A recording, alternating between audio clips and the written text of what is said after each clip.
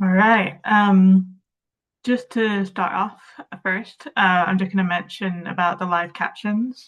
You can access the live captioning through the CC button here on Zoom. If you're having any issues accessing the live captions, please feel free to just message in the chat and we'll get it sorted. But hello, everyone. Thank you so much for joining us during lunch, an important hour. My name is Charlie Little. My pronouns are they, she, and I am a white person in my late 20s. I have a blue cap on today that says soundtracks. I have curly, dark blonde hair in a very gay haircut style. I'm wearing I think, blue. I'm blind too, so I'm going to go with blue cord shirt. And I'm an access consultant at Matchbox Cine, and supporting cinemas, film festivals, film organizations on access and inclusion for deaf and disabled audiences.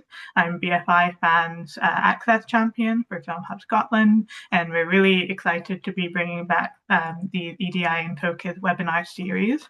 Our last session was on relaxed screenings, where we had Georgia Kamari Bradburn from STEMS Collective discussing how exhibitors can meaningfully engage neurodiverse audiences through accessible screenings and programming. That session was also recorded and is available to watch on our YouTube, so do check that out. Today is December 3rd, or International Day of Disabled People. So happy International Day of Disabled People to everyone. This date is a United Nations recognized date to celebrate the achievements of disabled people and raise awareness of disability issues. So today's session will be focused on curating disability-specific programming. I'm really excited to dig into this topic, and we have some amazing speakers with us today from two different festivals that have focused on access and disabled storytelling. Just for some quick background information, outside of my work in Access, I'm also an independent film programmer. I was a film programmer alongside Tara Brown, who's with us today for Crip Film Festival, which was a delight. And I was involved in a previous era, Busting the Bias, and I've also had the pleasure of working with SQIFF on guest programming as well. So today we'll have a couple of presentations and some questions from myself, and then we'll have time at the end for any audience questions. So now to introduce our amazing speakers, we have Indigo Korres, Director of SQIFF, Scottish Queer International Film Festival. We have Tara Brown, a freelance film programmer and a programmer for Crip Film Festival. And we have Melissa Allada, one of our BFI's inclusion partners and a key organizer for Crip Film Festival. So I'm just going to let them all introduce themselves, pronouns, visual self-description. So Indigo, if we could start with you, that'd be great. Hi everyone, my name is Indigo. As Charlie mentioned, pronouns are she and her. I'm a white woman with long curly brown hair. I'm wearing a black top with a little cardigan that's beige, orange, and blue. And I have two walls behind me. One is blue and one is white. Um, and yeah, I'm the director of the Scottish Queer International Film Festival, but I also work in various other film exhibition work as a freelancer. I've been with SQIFF since 2019, but I've been the director since 2022. And yeah, it's been really great to work with Charlie. It's been great to have Melissa this year at the festival and Tara last year. I'm very excited to share more about the festival in a little second. I'll let Melissa and Tara introduce themselves. Jack. Okay. Sorry. Hi. My name's Tara Brown. My pronouns are they, them. I'm a black non-binary femme. So in this picture, you can see me sitting in the green dress, with my hand punched in the air.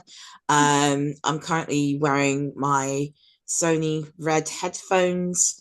You can see my top is sort of like a green, orange, flowery, mystical witch top type thing. And I have afro hair that is overgrown in my cane rows. Yeah, I am a freelance film programmer. I currently work with London Film Festival, Sheffield Doc Fest, and I'm also co-curator with Charlie on We Crip Film. Thank you, Tara. Melissa? Hey everyone. My name is Melissa Allada. I am an inclusion partner within the BFI, and I look after a lot of the projects within the BFI's inclusion team. One of them is We Crip Film Festival, which I had the pleasure of working with Charlie and Tara on.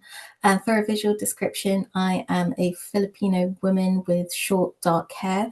I'm wearing a squishy headband that blends into my hair at the moment, so I just wanted to point that one out there because it's invisible. And I'm wearing a light blue button-up top with a blurred background behind me to cover the mess that's my current office. Yeah, that's me. No, that's perfect. Thank you all so much, and I really appreciate your visual descriptions as well.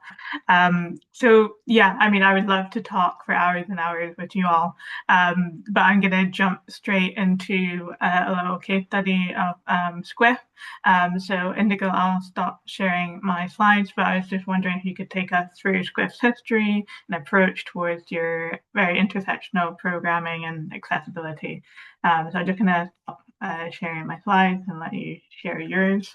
Thanks so much. Can you see my slides okay? In full screen? Yeah, that's perfect. Great. So SQIFF was founded in 2015, and ever since the start of the festival, from the first year, the founders of SQIFF, as a collective, they decided that we would have descriptive subtitles from the start to all throughout the whole program, which was great.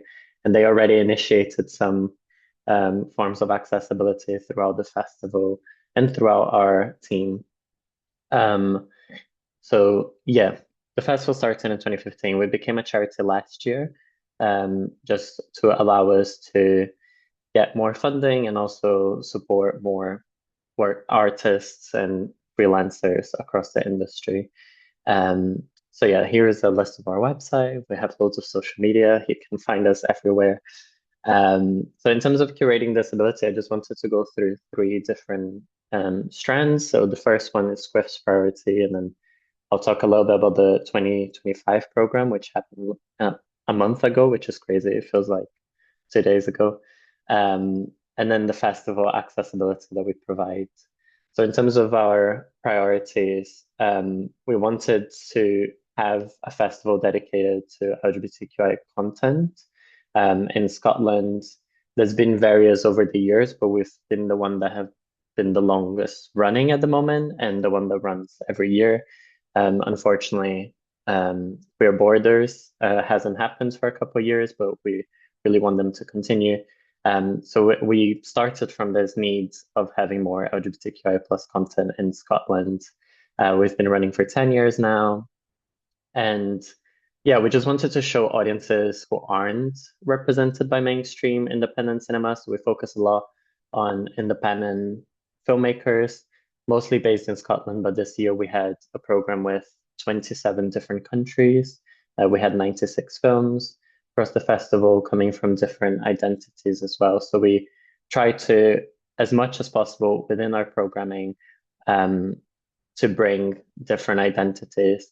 And because we believe in having lived experiences within our team, like over half of our team are made of trans people, people of color, and also disabled people, we feel like that already brings a lot to our programming strands. And we have two main curators, which I'll show a little photo of in a second. But the main program is curated by Huss and Nat, and then myself. We watched through over 600 films and put a program together of over 26 events.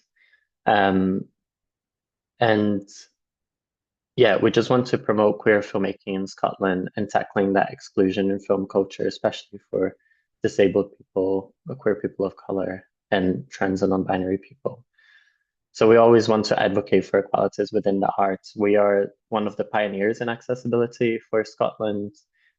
We brought the sliding scale ticketing to Scotland from Leeds Queer Film Festival when we visited years and years ago, and now loads of different festivals across Scotland are using that pay where you can model, which is very exciting. And I'm glad that we're advocating for that, and more festivals and cinemas are approaching that and using that in our own programming. So I have a few photos within the next couple of slides, and I just wanted to go through some of the events that we had at the festival. And then I'll say a little bit about what we provide in terms of accessibility. But our curation, always focusing on having space for relaxing, always having space for people to be able to come to the festival and be included. So we focus on the social model of accessibility, and we believe that all of our events should be as accessible as possible. Just because I see a lot of places that have specific events with BSI interpretation or live captioning just for one event, focusing just on disability, and I feel like anyone would like to see a horror film, for example, or a fiction drama or a romance, and they are allowed to go to those events as well. So we don't want to dictate which events people are going to enjoy. We just want to make accessibility for everyone as much as possible, as much as we can within our funding, available throughout the whole festival and all of our events. So in 2019, we had over 90 events at SQIFF, but obviously not all of them were as accessible to the level that we have now. And from 2021, we decided to concise the festival with around 25 events, but making sure that accessibility is across the board throughout all of the events. And that hasn't impacted our funding at all. It actually has improved, and being able to do that. So I just wanted to put that point out there. So this year we had our Cam Trans exhibition of the first Cam Trans in Scotland. And as you can see on the right bottom side of the picture at the top corner, there's a little relaxing space as well where the exhibition was. Another event that we had was How We Loved, How We Broke, which is on the top right corner of the screen. You can see a performance by Simone, who's the only Black celloist player in Scotland, performing their newest album, which was really beautiful. And we wanted to make sure that even though they're playing music, we had live captioning and BSI interpretation at the same time to convey all of that emotion and experience within the program so people could attend. At the bottom left corner, we have Stella, who is an incredible artist and actor here in Scotland, presenting a program that we did in collaboration with Oscar Bride Film Festival, focusing on queer people with learning disabilities. And then we have a little craft fair down there as well. I'm aware of time, so I'm gonna move on to the next. Our curators on the top right corner. The top left corner has an image of our opening night. You can see BSI interpretation there. Charlie speaking a little bit about accessibility for the festival. It was really beautiful to have that space. And then we had a networking session in the left bottom corner, and then you can see that across the festival as well on the other bottom right corner. One thing that I wanted to mention as well in terms of curating accessibility, I'll talk about the accessibilities that we have in terms of our measures, but this year we had to use 5 different venues, which was a bit of a challenge for our team. We had to leave our current, the space that we usually use just because they closed. And so working across 5 different venues was a challenge just because of the different accessibilities that people within those venues understand. So we had a lot of communication with all of them to make sure we could have as much of an accessible space as possible. We wanted to make sure that it was a wheelchair accessible space with changing places toilets at the maximum, but obviously not all of them had that. Unfortunately, in Glasgow, most of the buildings are very old. So we are trying to help support people to implement those changes in their venues. But one thing that was really useful, I can see the chat popping off, so I'll go to the question later. One thing that was really useful was that everyone was really welcoming to change. So we always got in early and we communicated across the team to make sure that we could make the space as accessible as possible. And another thing that we focused on a lot this year was to make sure the venues had gender neutral toilets. We always ask venues to do that, especially because of the Supreme Court ruling this year. We wanted to make sure that that was something that was happening. For our festival accessibility, so this is throughout our whole festival. We have descriptive subtitles, we have live captioning for all of our events as well. Accessible venue and toilets, as I mentioned. We have an audience travel and access fund, which we believe is really important for anyone of any class to be able to access SQIFF. So if you're coming from anywhere in Scotland, like Inverness, people came from Aberdeen, we can cover those costs for them to be able to access films that they wouldn't be able to access otherwise. And also that access fund covers childcare if someone needs the if a group is coming to the festival and they need a PA, for example, we can cover those costs with the access fund. Our access table was something that was actually given as a feedback a couple of years ago, and then we decided to implement it. But basically, we have a team of support workers throughout the festival in our foyer for each venue. And they are there to support people as much as possible. And that was a suggestion given by one of our audience members who is disabled and who needed support in moving throughout the venue. So we thought it was really useful, and it's actually been really used the past couple of years, so we'll definitely keep that on. All of our venues had a quiet room as well, which obviously using different venues this year, we tried to change the room, and moving loads of beanbags from venue to venue every morning was quite challenging, but it was really fun at the same time. We have audio description for English language programs. I hope that in the future we'll have budget to have even films with other languages with audio description as well in the festival. But right now we have all of the English programs with audio description, BSO interpretation as well throughout the festival and on our foyer as well, because we want to make sure that the festival is not only accessible during the actual event, but also outside, and people can communicate with each other and meet people and network. We have comfy seating, the sliding scale ticketing I mentioned before, but our sliding scale goes from £0 to £20. I can put a little link in the chat as well of our page on the website, which shows the breakdown of that and how we mention to people that they might be on that bracket to pay that bracket. So the language is there, I can share that. We have marketing materials. So for our brochure, for example, we had it in a text-only version.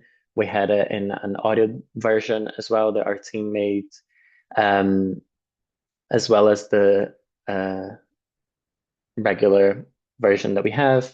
We had a large printed brochure as well, which is great. And we receive access training from the Royal National Institute for the Blind for our team and volunteers.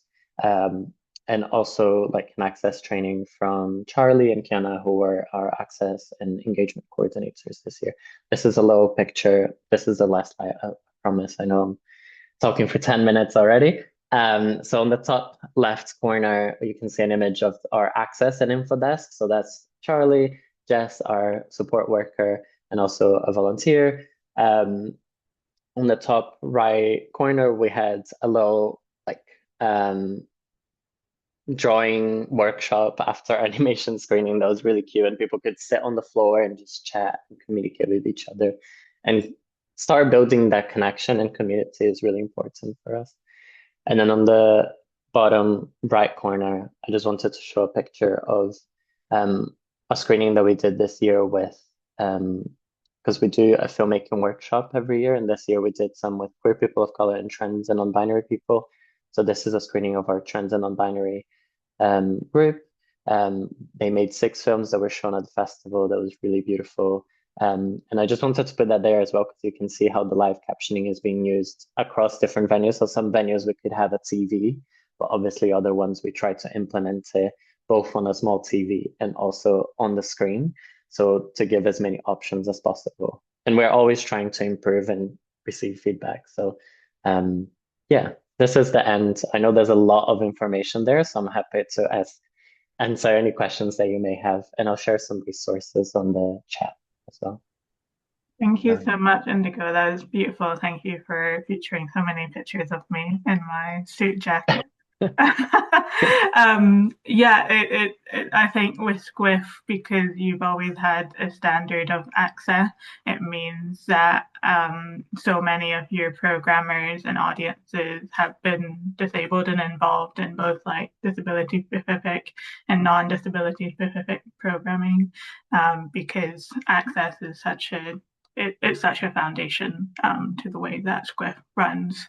And I know so much of the team has lived experience of disability as well as queerness. And yeah, I think that's it. I think it's really important for you to highlight that disabled people and people with access needs don't only just want to see things that are specifically about disability. You know, access should be the standard for all events. So yeah, thank you so much. And please, anyone that has any questions, we'll have time at the end. Do feel free to put them in the Q&A function if that's easier, if you just want to get them out while you remember. But we're just going to move over to Melissa and Tara to speak about We Crip film, and then we'll come back together. Amazing, thank you. Now I've got the joy of trying to deal with technology, but We Crip Film was previously known as Busting the Bias, which launched in 2017, and it strived to reframe the conversation around disability and was used as a call for action. To increase understanding of accessibility and inclusivity within the screen industries. Since then, our Disability Screen Advisory Group has transformed into We Crip Film, this buzzy group that, which is our intersectional disability advocacy group within the BFI. And we wanted to use the festival as a reclamation by the disabled film community to champion their strength, their creativity, and ingenuity to express disabled rage and joy in an industry that still falls behind in inclusivity and access. Thankfully, the group had 2 stellar programmers, Charlie and Tara, on our roster, who without them, this festival would not be possible. I would also like to give a massive shout out to Claire Baines, who isn't a part of the team anymore, but was truly instrumental to leading conversations between the inclusion team, We Crip Film, and other teams in the BFI through the lens of their lived experience. So from the very beginning, we had accessibility at its core and wanted the festival to have descriptive subtitles, audio description, relaxed screenings, live captions, BSL interpretation, and including reduced ticket prices. But the joy of it all is the program itself. And I'll let Tara come in on this point just to speak about the program. Okay, thank you. So yeah, me and Charlie were invited to work together, which is exciting. I think you'll find as well that all these, when it comes to disabled forward access programming, there's a lot of interlinkage in the industry between the curators and the festivals that all do this stuff. So like I started off way back in 2013 with Whatever DIY Film with Teresa Heath.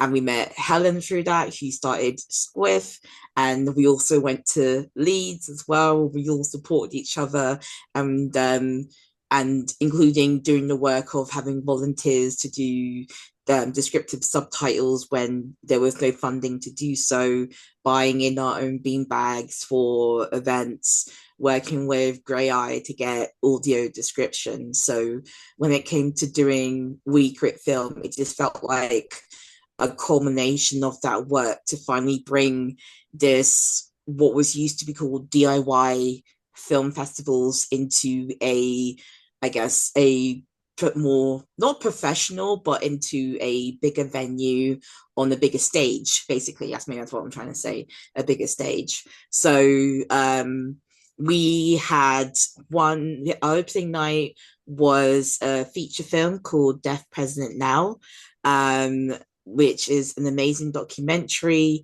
about Gallaudet University, one of the very few, or if only, deaf universities in the world, and their fight to have leadership that represents them. It's an amazing film about student politics, and also about how they, with their own disabilities and their deafness, use that in their protest style.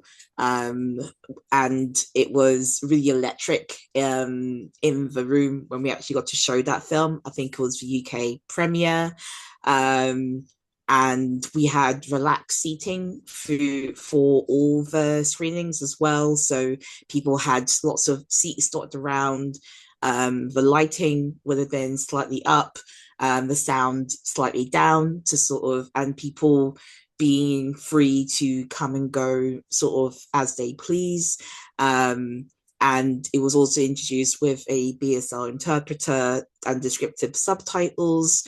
And after the screening, Charlie had a panel discussion with Ted Evans and Sophie, I can't remember her surname, who was one of the actors in Thank you, Sophie Stone, who were in the film Retreat. Ted Evans was the writer and director, and to talk about sort of, thank you, to talk about their thoughts about their president now, and also insights into deaf culture and cinema, and how the topics within the deaf community kind of play out a bit within Retreat, as well as making a film with the all deaf principal cast and mostly crew as well.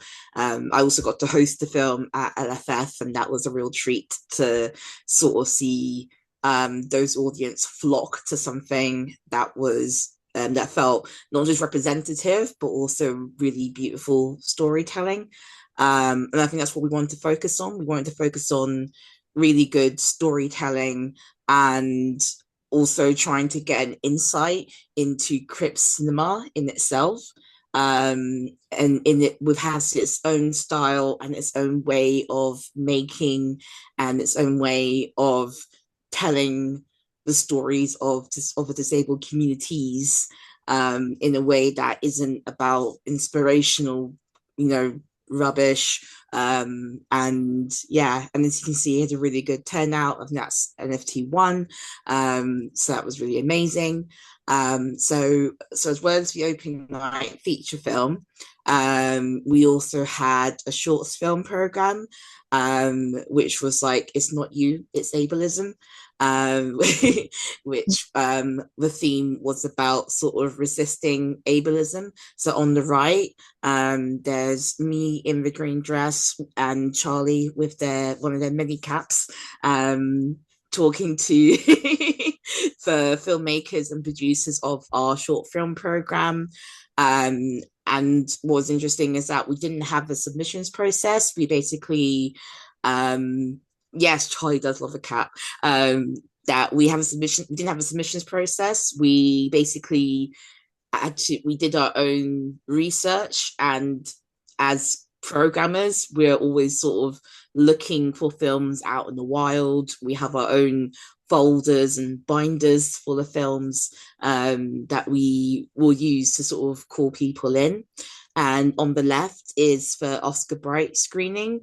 So that, and then the one of the people in yeah, and then also there is one of the BSL interpreters who was there with us all weekend, and Oscar Bright did a really wonderful selection of films, again featuring learning disabled artists and filmmakers as well, and to join in conversation, and just having that feedback from people in the BFI and in the audience about seeing films they never thought they'd see, that tell stories that are really important to them, you know, films around chronic illness, around being autistic and queer, talking about learning to live with our disabilities and such. So that was really great.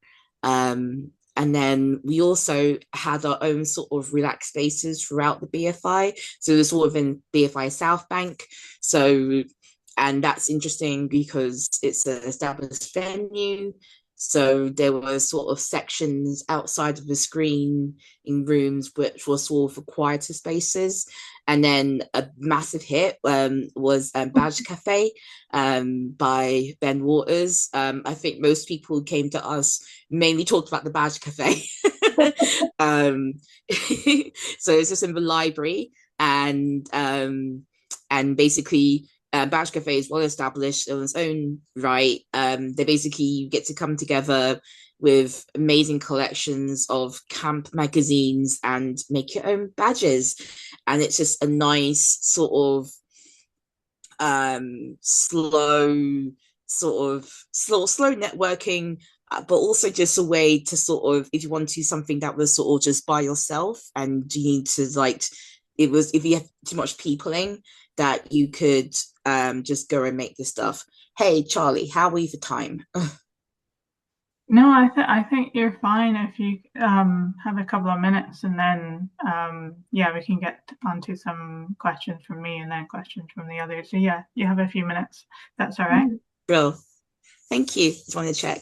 I love this photo. So in the center is Kyla Harris, who is an amazing writer, filmmaker, actor.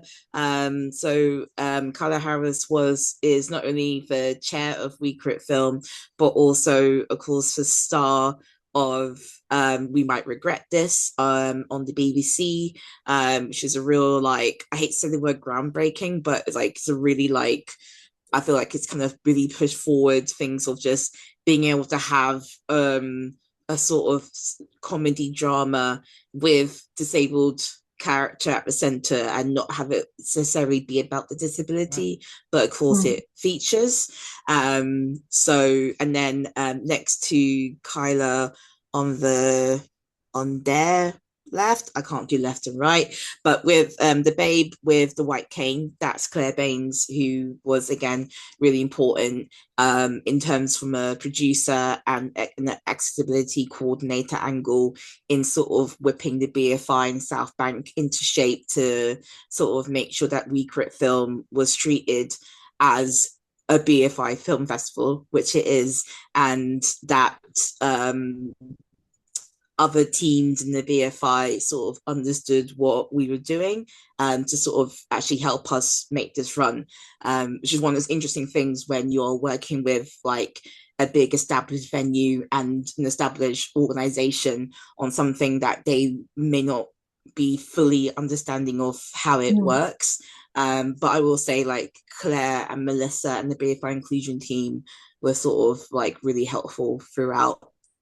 And then we also had access coordinator event that I know that Melissa was part of, so they can say more. And then our closing night was an hour-long chat with Kyla Harris about her career and also about cripping up the film industries. So I think as We Crip Film continues, I think we're going to look more into that sort of crip cinema, crip film culture kind of thing, to sort of really bring that and I guess have it taken really seriously as a form of filmmaking that is dynamic and progressive and interesting.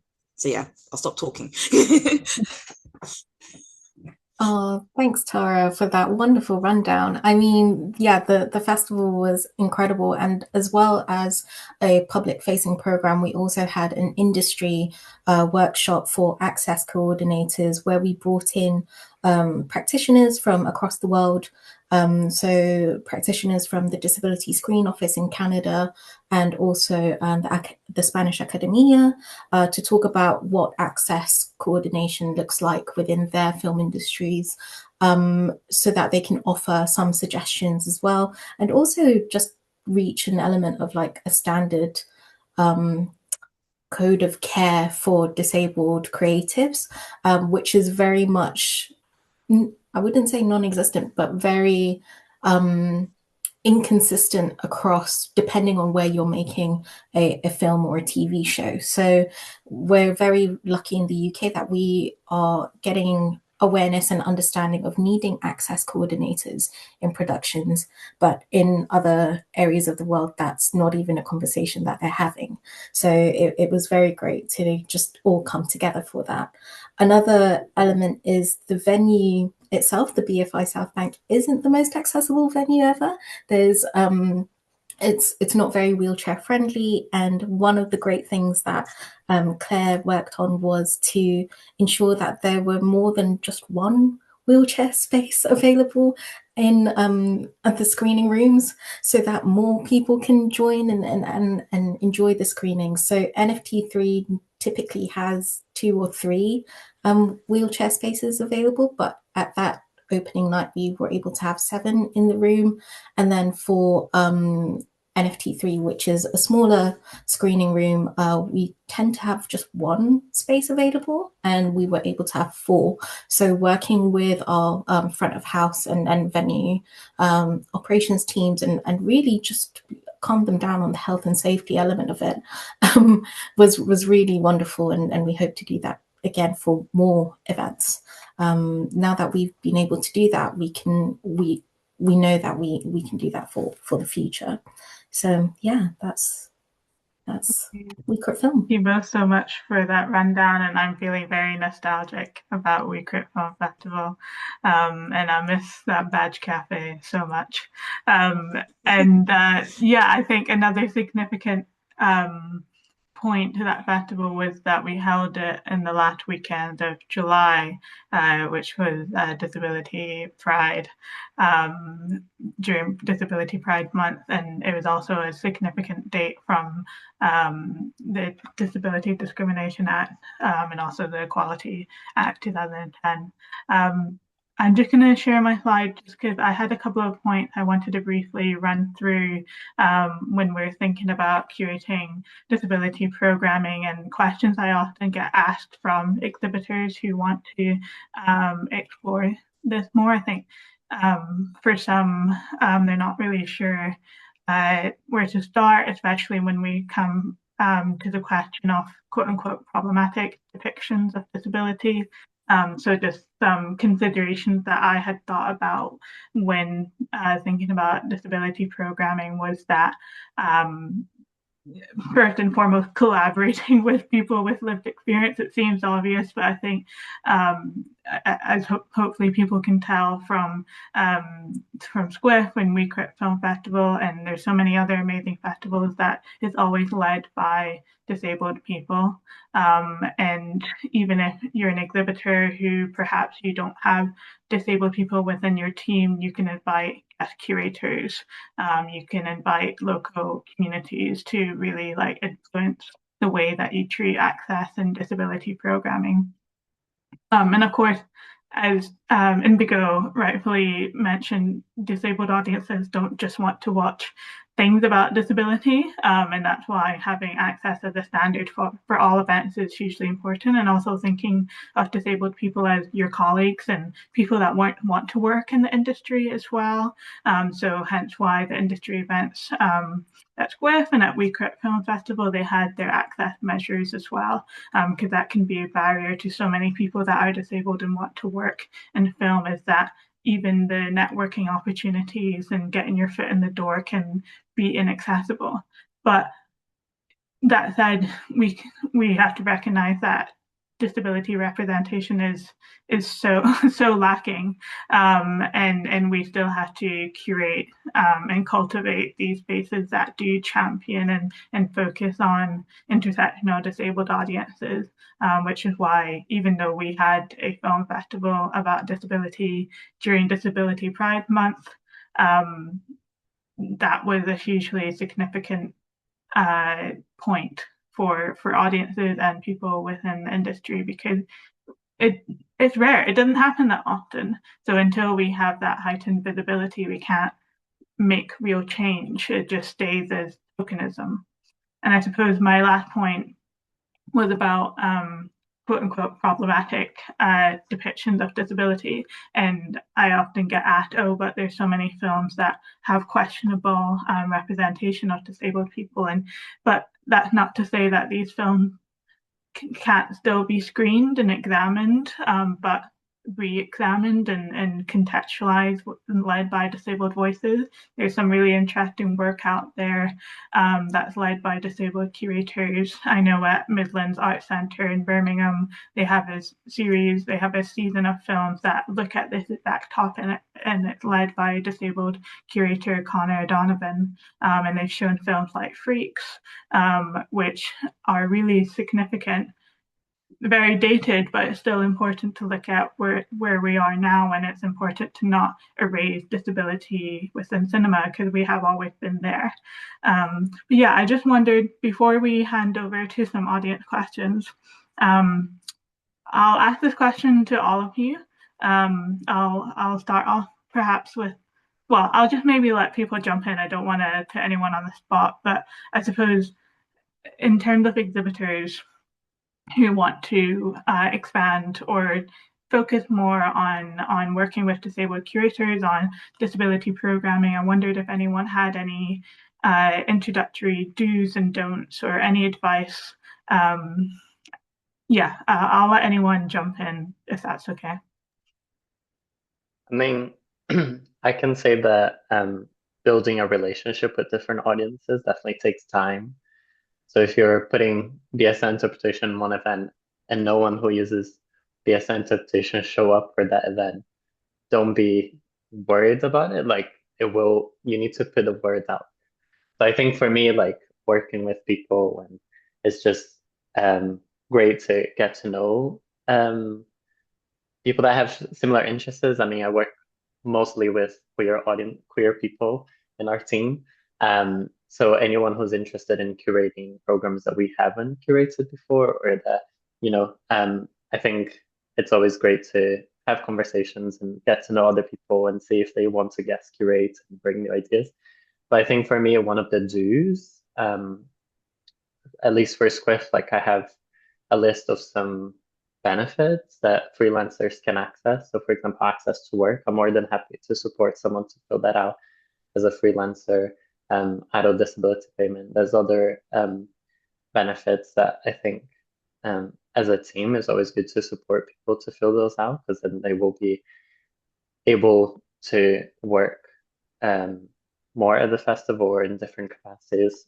For me, like, as well, like with hiring someone, throughout the whole process of hiring people, we always make sure that's as accessible as possible for people. So we always provide questions in advance. I know loads of organizations who are really big sometimes don't, and I feel like that's just the basic of doing an interview, because in the job itself, like, you're gonna have access to all of the documents before going into a meeting. So why not do the same when in an interview? Just provide that, and making sure that the whole process is as accessible as possible, and you show that you're there to support people whenever they need anything. At least for SQIFF, whenever someone comes to me saying that they have a challenge by working a certain way, like, we always look at what other ways can we work together, like, what do you need, what can we implement. It's always a big conversation. So I think the big thing for me is, like, don't assume, just ask and see how, just communicate and see how we can create the best work environment for people and the best way for them to be able to program a beautiful program for the festival. No, that's amazing. Thank you so much, Indigo. I wonder, Melissa, Tara, do you want to add anything? Yeah, I think one of the biggest things I learned through the production of We Crip Film Festival is really one, don't assume, but also not everyone has the same needs. I think a lot of exhibitors always think, okay, now that we've done this one relaxed screening, that's disabled programming done, dusted. Like we don't need to do another. But really, it's asking and having that feedback from audiences about what they actually want to see, which sounds so basic, but really we're scratching the bottom of the barrel here. We really need to start at the very beginning, and I always go back to the phrase "nothing about us without us," and that's why I love being able to work with Charlie and Tara. You both are just so incredible at just giving that feedback and saying like, look, things that I would never think about, but now I pick up all the time. And for us, it's not being shy to get it wrong, because of course not everything has to be perfect in the first instance, but it gets better as we run more events like We Crip Film Festival, but also more relaxed screenings and things like that. Thank you so Yeah, much, Melissa. Sorry, go thank on, you, Tara. Melissa. So I guess I'm thinking maybe too literally thinking about sort of when it comes to like sourcing films. Um, so I think it's it wasn't easy actually like sourcing the films for We Crit Film, especially the feature film. Very few are made, and they generally tend to be documentary. And then even after that, you have to sort of see like kind of what kind of documentary is it, what are they talking about, who they got in, like who have they featured, sort of thing. And so um because me and Charlie have been sort of doing this for a while, we do manage to pick up on things happening here and there. But if like you're starting out to sort of research those disabled film festivals, there's we're not unique. There's lots of film festivals around the world doing amazing work to sort of look at the films that they're showing and to just watch them and sort of see what themes come out and sort of use that in your programming. When we were curating We Crit Film, we were definitely leaning towards around sort of disabled joy and rage, sort of thing, and sort of using that as a guide as to what we wanted to show. And I think it was also like a rejection of the sort of misery porn that you kind of see a lot day to day just on TV for starters, let alone other places, or how supporting disabled actors are treated on screen. I feel like everyone else has said everything else, you know, nothing about us without us. You know, work with people with lived experience and support them in that as well. And then, yeah, and then find those films, look around at those film festivals if you're sort of starting from scratch, and don't be afraid to talk to each other because we all do. So yeah, that's what I got to say for that. No, that's amazing. Thank you. I just put in the chat just some recommendations for different festivals, international film festivals, but also some archives. And I also use letterbox lists. I find some really interesting films through letterbox lists that people have made.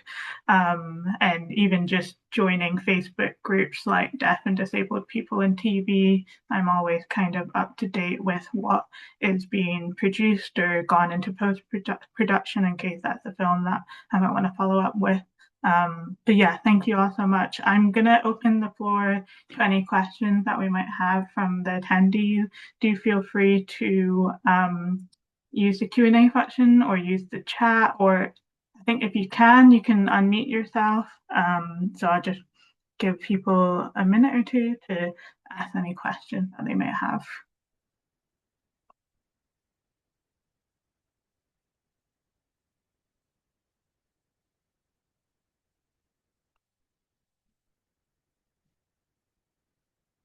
I've just included a picture of Kyla and Tara from Crip Film Festival.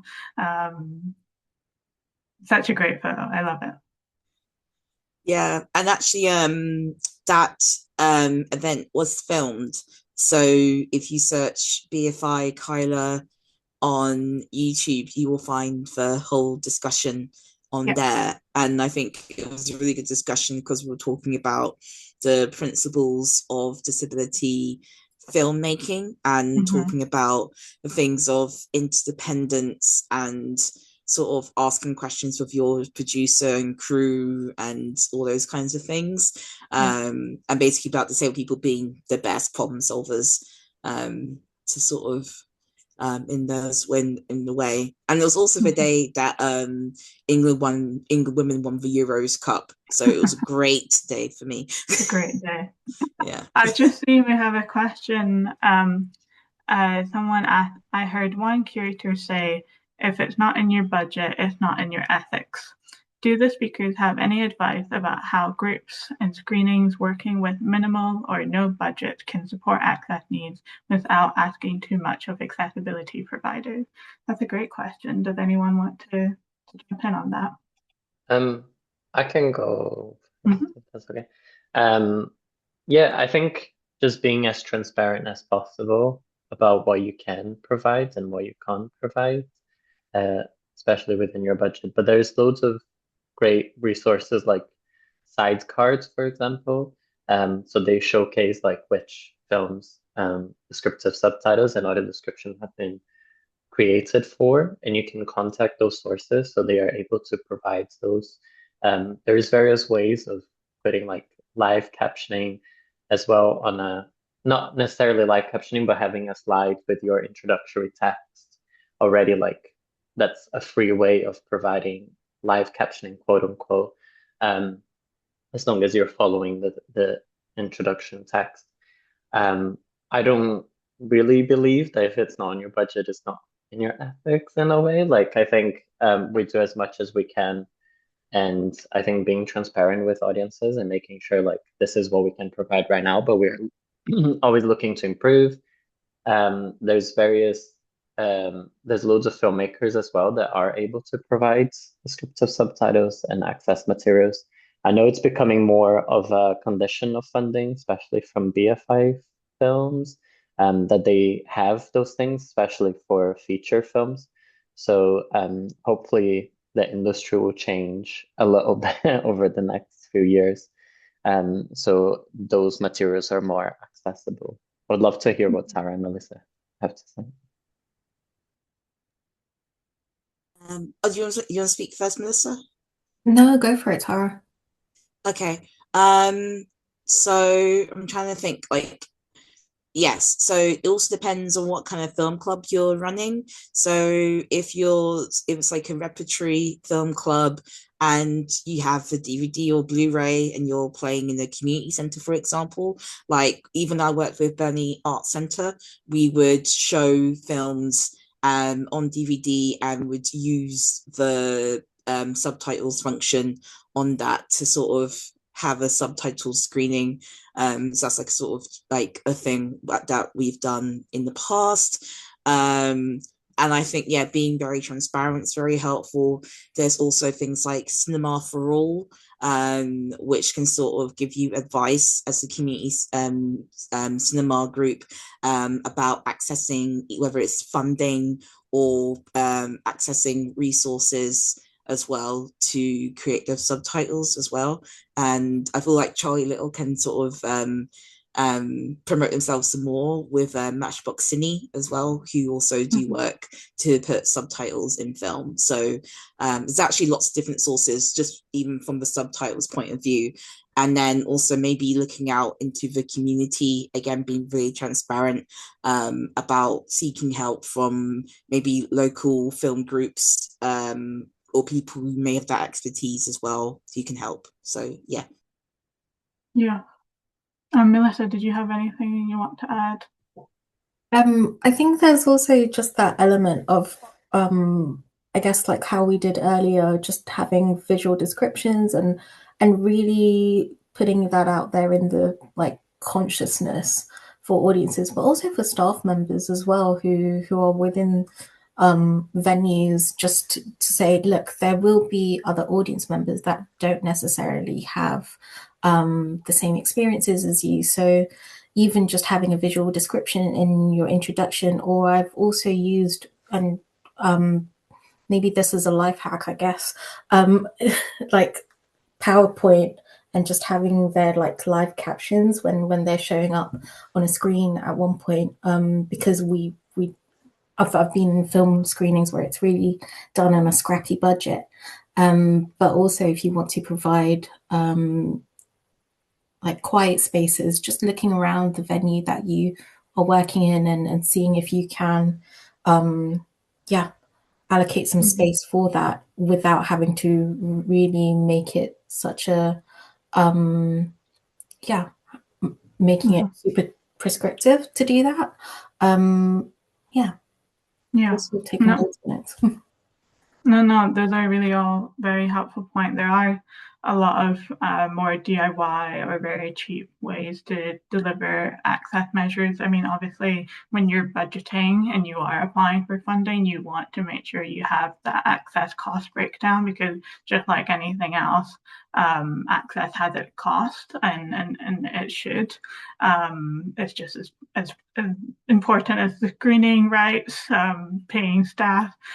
So, doing your research, getting those quotes, including your access cost breakdown in your funding applications is hugely important. But if you are working with limited funding, you should look at Sidecard. There's guides on there that might be helpful. You can also look on the BFI fans access webpage of the website.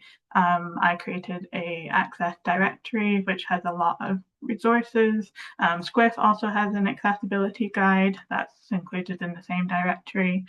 So things like, as Indigo mentioned, transcript slides if you can't afford live captioning, even prioritizing films that already have descriptive subtitles as part of your programming, things like bean bags. I know libraries and community centers are happy to loan them. Quiet room, there's a few things that you can certainly do to be a bit more DIY with your access measures. And we're not saying that you need to tick every single access measure under the sun, but it's about a journey, and it's just about building on that and expanding on that, and embedding certain things within your practices, just like a visual self-description, and just being aware of different people's access needs can be really crucial to developing that audience relationship, and also relationship with programmers as well. I think we are actually at time now, but I just wanted to say thank you so much to everyone who has joined and watched our session today. Do check out our other recorded sessions from this webinar series. We've looked at topics such as inclusive recruitment, access for blind audiences, advocacy for accessible screenings. And we also have regular news bulletins that are focused on disability within film and accessible cinema. You can find them on the BFI fan website. And thank you so much to our wonderful, wonderful speakers. Thank you to our live captioner, and enjoy the rest of International Day of Disabled People. Thank you, everyone. Thank you, Charlie, for hosting. Thank you for having us. Thank you so much, Charlie, for having us. Thank you. Thank you, everyone. I hope the captions were helpful.